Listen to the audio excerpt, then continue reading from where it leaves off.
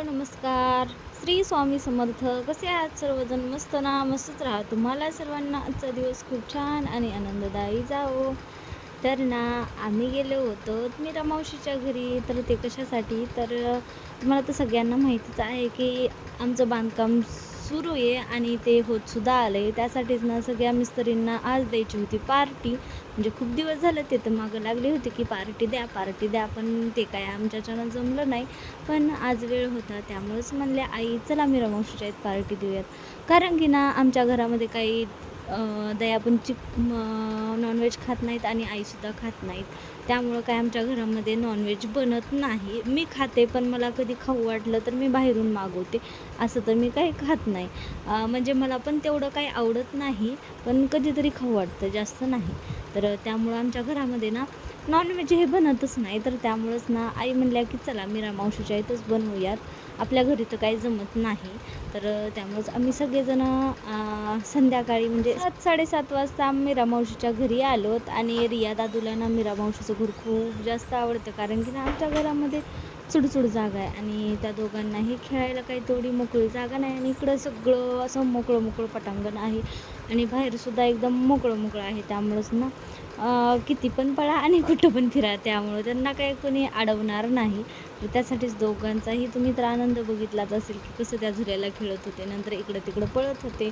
आणि मीरा मावशी देवाला दिवा लावायला की बघा रिया कशी जे करत होती आणि तिचा दादूसुद्धा तिच्या पाठीमागे जात होता. तर 2 चुली ठेवल्या होत्या कारण की ना यायलाच आम्हाला उशीर झाला होता. त्यासाठीच ना मीरा मावशीने 2 चुली पेटवल्या होत्या. एक भाजी शिजण्यासाठी आणि एक भाकरी बनवण्यासाठी. तर बाकी सगळेजण म्हणत होते की आम्ही बनवतो भाकरी, तू बस. पण नको म्हटलं कारण की ना मी पहिल्यांदा भाकरी बनवायला चुलीवर.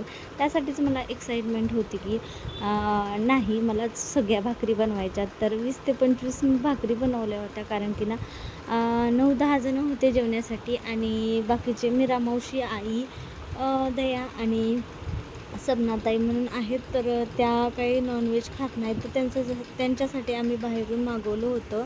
तर आज भाजी राममामा बनवणार होते. मलासुद्धा भाजी बनवता येते पण मी काय बनवली नाही. कारण तर तेवढ्यात दोघंही आले म्हणजेच राममामा आणि दया भाजी घेऊन आले.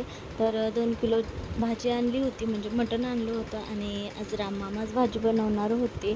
तर त्यासाठीच ते तिथं अगोदर चुलीजवळ बसले कारण की ना यायला त्यांना 7:30 पावणे 8 वाजले होते. तिथून पुढं भाजी शिजायची. एकतर मटण शिजायला खूप जास्त वेळ लागतो. तर इकडं ना आई आणि सपनाताई लसूण सोलत बसल्या होत्या आणि मी भाकरी करत माझं शूटसुद्धा करत होते आणि अर्धं शूट तर मीरा मावशीनेच केलं आहे बरं का. त्यांनासुद्धा खूप जास्त नाद आहे. त्यासुद्धा म्हणत असेल की अश्विनी, आम्ही इकडे तिकडे गेलो की अश्विनी इकडचं शूट कर, तिकडचं शूट कर म्हणतात ना. आधी हाताला चटके मग मिळते भाकर. तर असंच काहीतरी माझ्यासोबत आज होत होतं.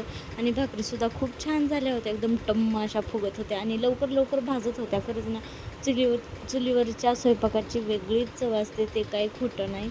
आणि त्यानंतर मग भाजीसुद्धा रेडी झाली होती. तर इथं ना भाजी दिसायला जरी अशी दिसत असली तर चवीला खूप छान झाली होती. खरंच माणसाच्या हाताला चव असते.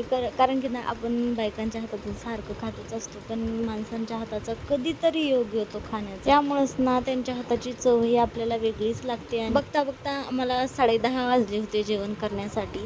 मी तर भाकरी टाकून एका साईडला बसले होते. त्यानंतर मग मीरा मावशीने आणि सपनाताईने सगळ्यांना जेवायला वाढलं. तर आई तर काय त्याच्यामध्ये इंटरेस्ट घेत नाहीत. आईला एवढं घाण वाटतं ते. चला तर भेटूया नेक्स्ट व्हिडिओ. पण बाय.